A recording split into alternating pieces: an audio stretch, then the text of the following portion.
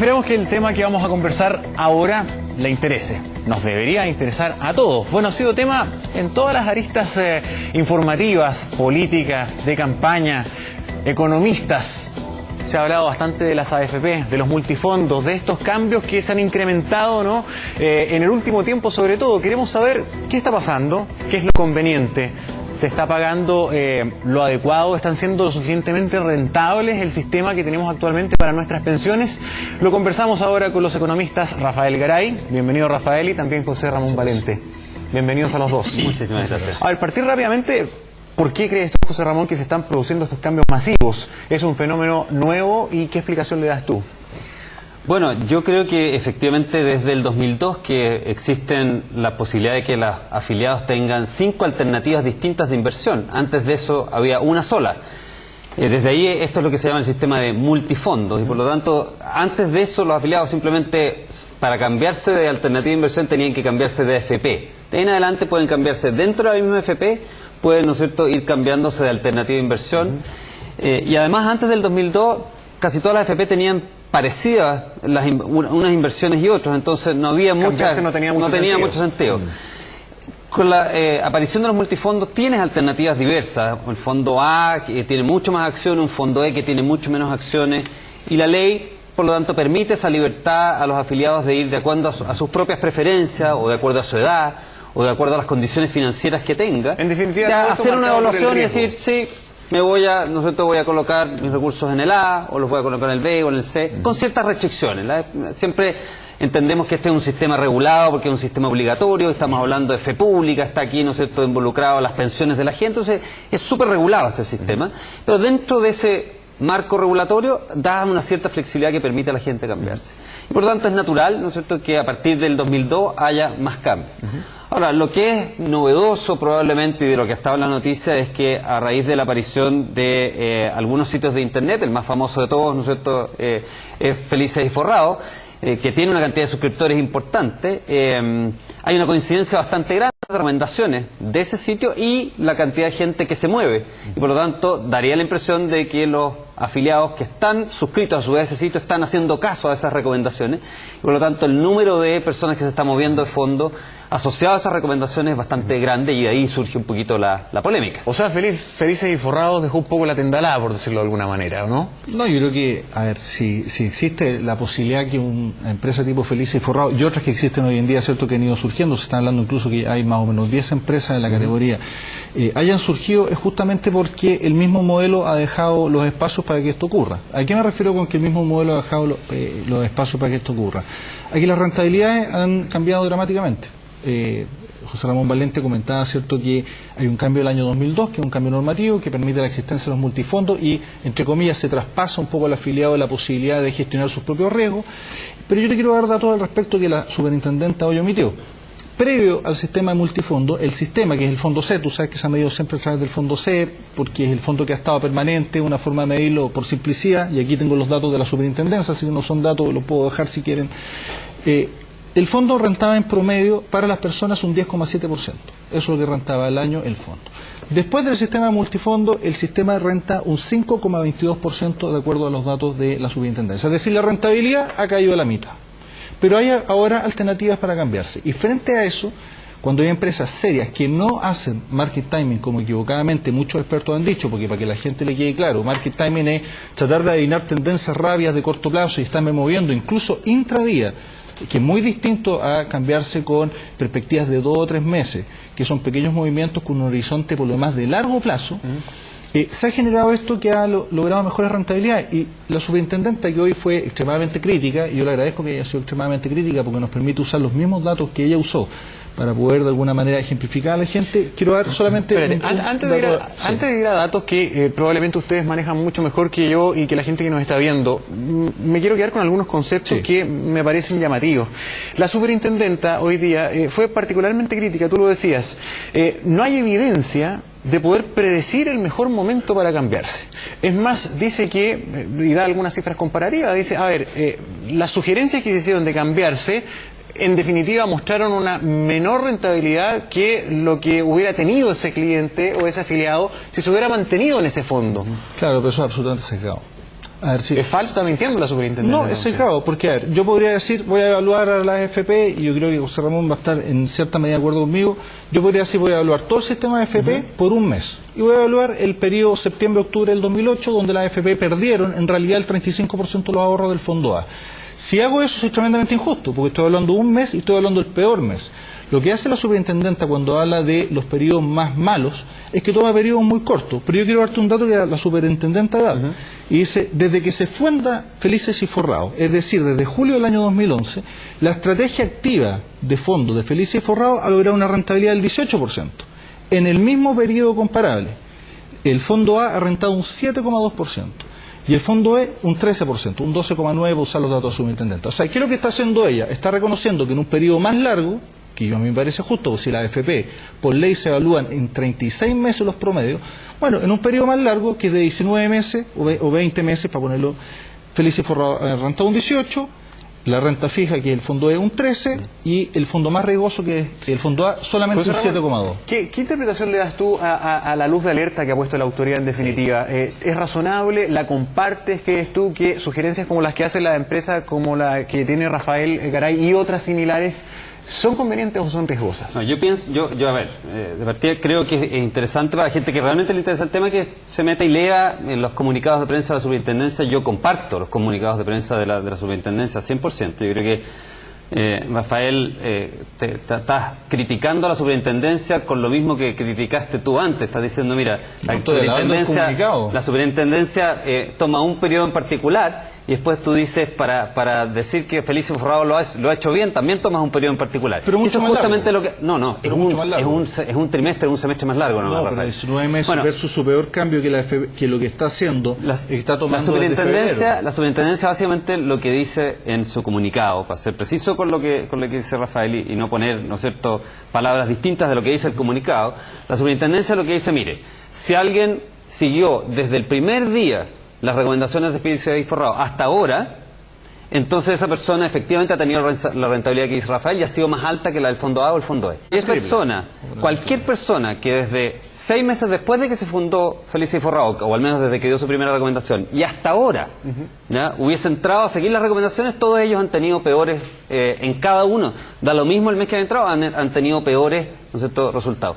Y eso es súper consistente con lo que nosotros leemos en la literatura. Tú pregúntale a la gente académica, esto no es algo que estemos inventando en Chile, ¿no? O sea, Felices y Forrados no es algo que sea muy novedoso de Chile.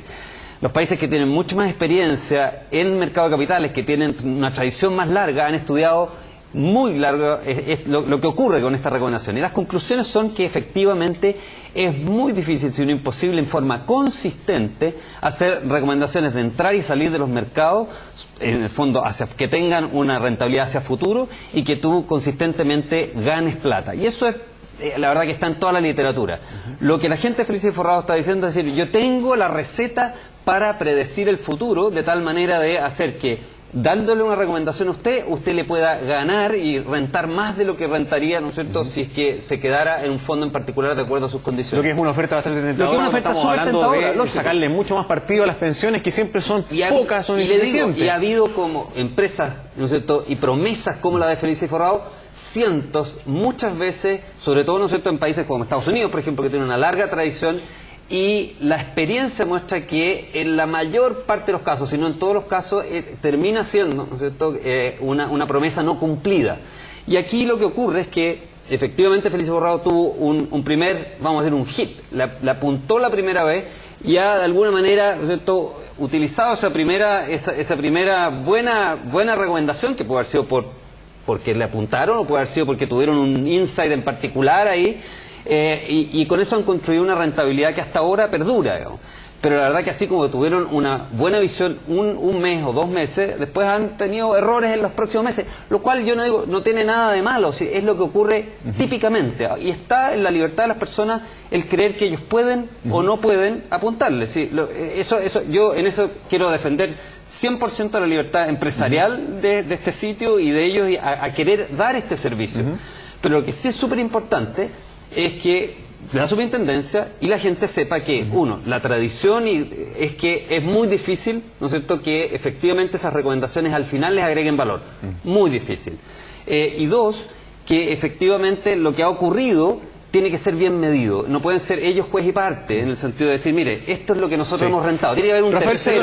Es el único punto donde Tiene que haber un estamos de acuerdo, tercero, ¿no es cierto?, que diga, mire, esto es lo que efectivamente han hecho. Ahora demos un dato. En el peor mes donde cometimos la peor equivocación, del peor cambio de fondo, nosotros promediamos en ese periodo, que es un periodo de 2 meses, 1,8% de rentabilidad. Te quiero dar, de acuerdo a la misma superintendencia, la rentabilidad promedio anual de el fondo A en los últimos 36 meses, los últimos 3 años. El fondo A ha rentado un 1,14. Eso quiere decir que en nuestro peor periodo de 2 meses rentamos más que el promedio del sistema de los últimos 3 años. Y hay una cuestión que es distinta, y ahí yo discrepo conceptualmente, así como estoy de acuerdo contigo en el tema de la regulación. Y a nosotros dijimos, bienvenido, que así sea, que nos regulen para que esto sea muy transparente la información. Creo que es clave en un mercado como este la transparencia de la información. Es que en realidad, si uno mira el gráfico, lo que ha pasado con las rentabilidades de la AFP es exactamente esto. Si uno toma los primeros 10 años, muy buenos, los segundos 10 años, buenos pero peores, los terceros 10 años de la AFP, malos, la proyección hacia adelante, las mismas AFP, peor. Entonces, mientras nosotros... me gustaría que me dejara de explicar. Está bien. Entonces, mientras hasta ahora la máxima pérdida que nosotros hemos podido detectar que nuestro sistema ha generado, que es un 0,25, se compara con la máxima pérdida que se ha detectado en el sistema FP, que es un 35%. O sea, cuando yo tengo, no sé, 10 millones de pesos, o sea, al final, y tu peor termino el mes momento con 9 millones 825, ok. Pero si yo tengo 10 millones de pesos y termino el mes con 7 millones y la FP pierde 7 millones, lo que yo digo es el sistema es perfectible y nosotros estamos dispuestos. Si se vuelve a la legislación del año 80, es decir, si se vuelve a reponer que la responsabilidad por las pérdidas es de la administradora de fondos de pensiones, donde ya les bajamos el encaje de 5-1, donde ya creamos un sistema multifondo donde transferimos, digamos, el riesgo a las personas. Dame un minuto para no se nos acabe el programa y te pueda refutar un poquitito lo que está diciendo. Lo que yo digo es, ok, entonces, en ese periodo nosotros no hemos perdido nunca. Y la AFP han perdido gravemente. Ya. Ahí queda entonces la figura es bien distinta. O sea, en el peor momento estuvimos mejor, la AFP han ido en bajada. Pero es que no está comparando peras con manzanas, porque está comparando momentos distintos. Sí, el mismo, yo te voy a confrontar contra tus propios dichos. Tú acabas de decir que las miden 36 meses, y ellos no tienen 36 meses de recomendaciones. Cuando está hablando él de que las FP en el 2008 perdieron cuando está hablando que las FP perdieron en el 2008 35%, ellos no existían. Entonces, ¿cómo puede decirme que las FP han perdido 38 cuando ellos no existían en ese minuto? Entonces, ¿cómo puedes comparar periodos totalmente distintos? Eso de verdad no es muy honesto, digamos. Yo estoy siendo honesto. Lo acabas de hacer. Esto es lo que entendió nuestro aquí. No, la gente entendió algo distinto. Yo estoy diciendo que si tú me quieres medir por mi peor mes, yo te mido a ti por tu peor mes. No, mi peor mes pero eso no es una ganancia de 1,8, tu peor mes... No es una comparación honesta. La comparación honesta es comparar en el mismo mes, no tu peor mes. El 2008, ¿qué es lo que habría pasado con ustedes? ¿Qué es lo que pasó con la AFP? Y ahí tú podrías decir, y la verdad que ustedes no tienen 36 meses, que es efectivamente, tú tienes razón.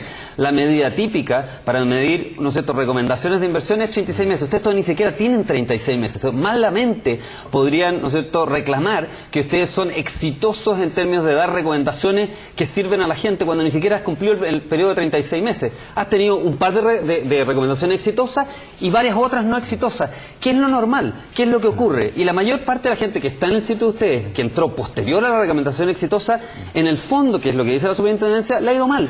Y yo no tengo ningún problema. O sea, quiero que la gente sepa eso y que lo evalúe y que ustedes sigan haciendo su negocio y sigan haciendo sus recomendaciones y que la gente decida si quiere o no. Entonces, no tengo ningún problema. Pero lo cierto es que la mayor parte de la gente entró posterior a ser suscriptores de ustedes, posterior a esas primeras par de recomendaciones buenas. Y por lo tanto, a la mayor parte de la gente que ingresó a su sitio, siguiendo las recomendaciones de ustedes, le ha ido mal respecto a haberse quedado en el fondo A. En el fondo A, y eso es lo que dice la superintendencia. Pero uno podría decir, en promedio la gente que entró 30 años antes del sistema AFP, como la AFP el año 2008 perdieron un tercio de los ahorros, está recién neteando después de año 2008, estamos en el año 2013. 5 años en recuperar las pérdidas. Te digo, te puedo pasar mi cartola. Las que entraron en el 2008, o sea, razón. Y no solamente el 2008, entré bastante antes del 2008, y te puedo dar mi cartola y mostrarte que el año 2013 recién me están llevando al nivel original que yo tenía ahorrado el año 2008. Y eso a nosotros al menos no nos ha pasado. Rafael, pero... Concuerdo contigo en los 36 meses, pero...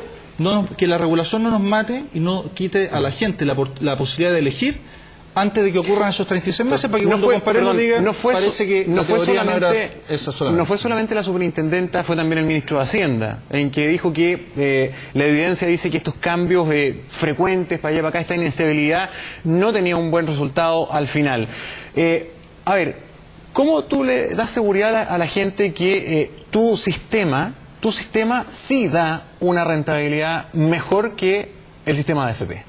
Mira, yo lo único que digo es, nosotros vamos a minimizar las pérdidas y cuando venga el próximo episodio grave, que podría ser este mes, donde las bolsas han caído un 2%, nosotros estamos rentando un más 0,7%, por lo tanto ya tenemos un 2,07%, o sea, un 2,7% de diferencia respecto a lo que está logrando la AFP mirando los portafolios al día de hoy. Nosotros cuando tenga ese episodio y se produzcan las pérdidas, nosotros vamos a tener una forma de contenerlas. Y la primera forma para construir, obviamente, rentabilidades, tiene que ver justamente con cerrar las pérdidas. Y aquí te hago una pregunta, me gustaría que me contestara, ojalá con toda sinceridad. Siempre por perfil etario, tú eres un tipo joven, por lo tanto tú te tienes que haber comido en tu multifondo y tienes que haber estado en el A, te tienes que haber comido el año 2008 una pérdida muy fuerte. Entonces, ¿qué sentiste y cuánto te has demorado en recuperarte en tu multifondo A? Bueno, yo soy un trabajador independiente, así que no cotizo en las AFP, así que... Pero podrías hacerlo de manera voluntaria. Te puedo decir que efectivamente sí soy estudioso del tema de las inversiones por más de 20 años.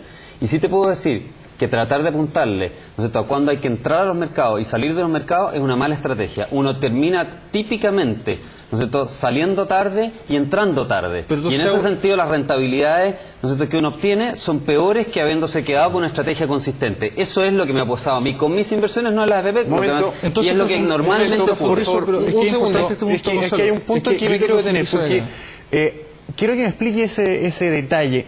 Usted no cotiza en las AFP. Siendo tan bueno el sistema. Me parece importante. Si no cotiza en la AFP es porque considera que no es el sistema óptimo para obtener la mejor rentabilidad. Hay otros mejores. ¿O por qué no lo tomó? No necesariamente. Yo simplemente, yo soy afiliado a AFP porque fui trabajador dependiente. Después fui trabajador independiente y ahorro bastante. Con otras herramientas. Pero ahorro con otras herramientas, exactamente.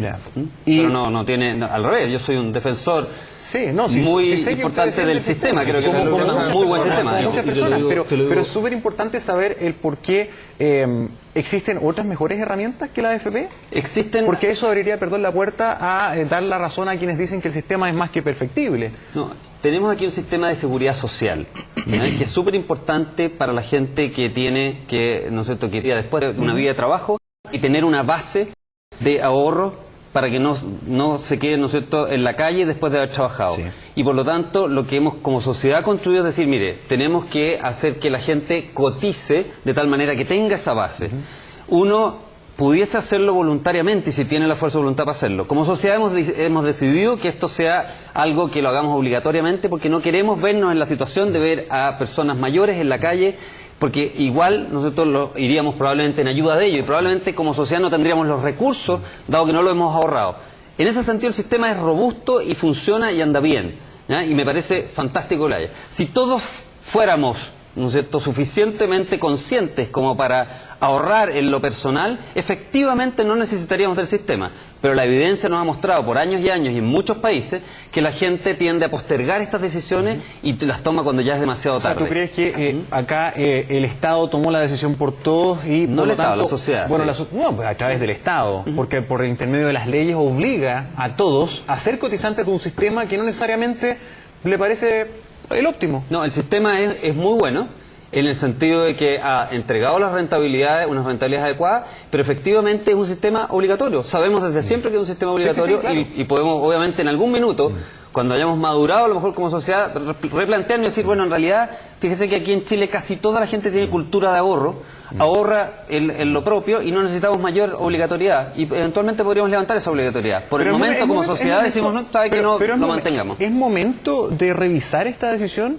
Porque ¿qué tan decisión fue de la sociedad? ¿Cuán consulta fue esta decisión?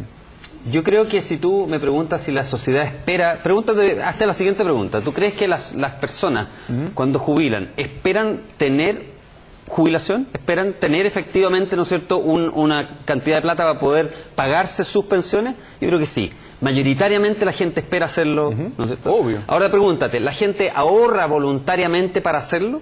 Y la respuesta es no. La respuesta es no. De hecho, ¿no es cierto?, lo que estamos, toda la discusión hoy día es que hay lagunas previsionales enormes. Sin duda. Y sé también que hay muchos trabajadores que piden, no me pague las imposiciones porque se tengo más liquidez. Eso lo sabemos. La pregunta es en el origen. ¿Es momento hoy día de preguntarnos como sociedad, a ver, este es el sistema, lo máximo que hay en el mundo? No, ¿Así le sacamos el máximo? Yo creo que siempre la... Sí. Solamente, siempre uno puede como sociedad preguntarse todo. Si no hay, Mira, nosotros, a pesar de lo que muchos nos han querido caricaturizar, no somos enemigos de la AFP. De hecho, creemos que es un buen sistema. En ese sentido, concuerdo contigo el tema del ahorro forzado, sobre todo a cierto nivel de desarrollo del país. Pero nosotros creemos que el sistema es perfectible. Y sin necesariamente aumentar el porcentaje de ahorro previsional, que lo podemos discutir porque también uno puede considerar que es bajo. Sin necesidad de aumentar la edad de jubilación, porque en este país 7 de cada 10 mayores de 60 años son desocupados. Por lo tanto, aumentar la edad de jubilación a 67 no tiene en realidad un efecto práctico que sea medible y que la evidencia empírica para un país de este nivel de desarrollo pueda demostrar. Pero el punto es el siguiente, nos damos porque todos queremos pensiones al final. La gente nos escribe, te puedo mostrar 15.000 correos, donde la gente dice, mira, prefiero ganar un 3% seguro que estar apostando mi plata con el modelo de ustedes. Pero yo tengo una pregunta que es un poquito más de fondo, que es la siguiente, lo planteo no solamente para que pienses que esto es un ataque personal, por todo lo contrario, es una gran simpatía, pero que es el siguiente. Cuando, de acuerdo al consejero del Banco Central, Joaquín Vial, el 60% de las personas de este país se jubila o se va a jubilar con menos de 150.000 pesos. Cuando la jubilación promedio es 179.000 pesos. Cuando tenemos un montón, miles de personas que van a tener la pensión básica solidaria de 80.250 pesos. Y lo que me dice el sistema es, mira, Felicia y Forrado o el que sea, mete inestabilidad, me cambia la tasa de interés, por tanto me produce cierta inestabilidad que no vamos a decir que por ahora es gravísima, podría llegar a ser gravísima. Mi pregunta es, ¿el sistema financiero existe y tiene que funcionar para que los ahorros de las personas renten y tengan buenas pensiones, o la plata del ahorro de las pensiones tiene que garantizar estabilidad financiera a pesar de que las pensiones, que mayoritariamente los habitantes de este país son miserables? Porque ahí está el punto y ahí es el contrapunto que yo hago con la gente de la AFP. Perfecto, sistema, ok, pero si me van a decir que el 60% se jubila con 150.000 pesos, a mí me da vergüenza como país que dice, y tú mismo lo has dicho, que este país va a ser desarrollado el año 2018 para tener $22.000 de ingreso per cápita. Me da vergüenza que un país diga que va a ser desarrollado con ese nivel de pensiones. Yo no he dicho que va a ser desarrollado, todo lo contrario. Yo siempre he dicho que nos falta mucho para el desarrollo, que vamos a tener nivel de ingreso per cápita de país desarrollado si seguimos haciendo las cosas bien, pero eso dista el desarrollo. Pero esa es otra discusión y para otro programa, y encantado vuelvo. Mira, respecto de lo que tú dices de las pensiones, es importante porque salió además como pregunta en el debate presidencial el otro día. Separemos, digamos, para no confundir a la gente.